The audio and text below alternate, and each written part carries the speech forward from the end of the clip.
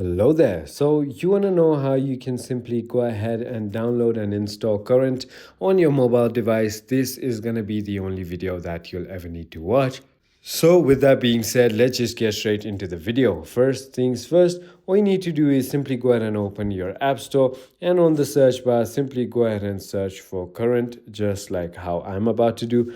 And there you go, Current mobile application by Finco Services Incorporation. So simply go ahead and download this application by tapping on the download button, and it's going to take a little while depending on how fast your internet is. Once it is downloaded, you can simply go ahead and tap on a open button that is going to pop up very soon right over here. As you can see, the application has been downloaded and installed into this device. So all you need to do is simply go ahead and tap on open, and there you go. You are in. You can simply go ahead and get started or even log into your account right from here. I hope this video was helpful to you. If it was, hit that like button and I'll see you on the next one.